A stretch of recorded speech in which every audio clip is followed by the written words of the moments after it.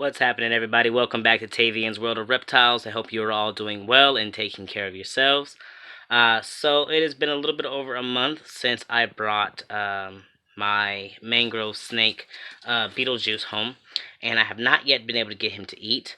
I've tried live pinky mice. Next step is to try scenting the live pinky mice with some of my geckos.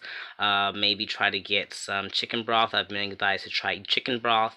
And if the chicken broth, the geckos, maybe try switching off to something else like frog legs or to a nose. But first thing I want to do was change his quarantine tub. He's off paper towels because I've confirmed that there's no mites. But he was still in this tub here. As you can see, it's reasonably shallow, which doesn't really allow for him to do his climbing, naturalistic climbing thing that him as an more arboreal species tends to do. So I've put him in a slightly larger tub that's a little bit higher, so that he has more ability to climb and maybe be able to do a little bit more hunting of the rodents as well. So I'm planning to let me just show you what that looks like. Hold on. Alright, so here it is. As you can see, it is significantly higher than this one provided. Hold on. So yeah, this is a lot more climbing space allotted for him in there.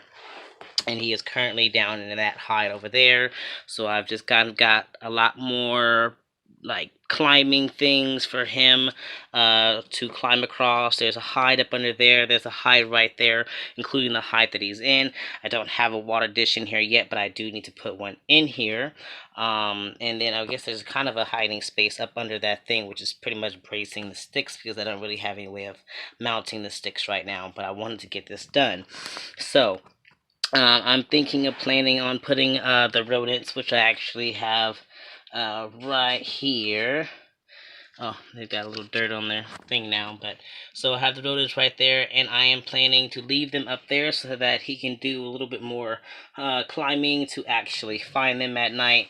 And I have kind of put them. I had like a piece of paper that was in the humidity box for my leopard gecko, so I took that out, and like I have had them kind of wandering around on it for a while. I'll probably put it back in with them, just so that they can kind of be scented with leopard gecko scent, and see if that can intrigue Beetlejuice to eat. And if not, the next step is to try to get some chicken broth, and then next step is moving on something that's not rodent and try, frog legs or a nose. So, but hopefully this increase of, I guess, enrichment in a sense, because he couldn't get very much enrichment in the quarantine setup I had him before. So with an increase of enrichment available to him, hopefully he will get eating soon.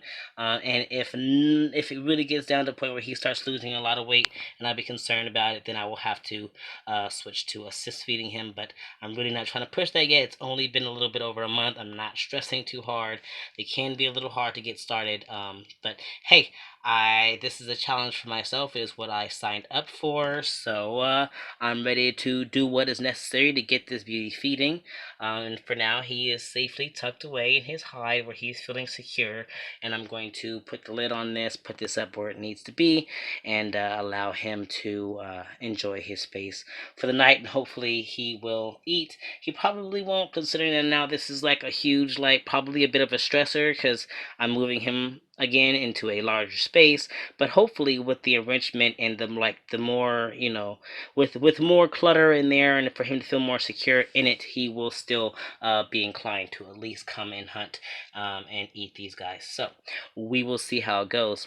Anyway, that's all, you guys. You take care. Love yourselves, love your loved ones, love your reptiles, and you guys keep spreading those herbs.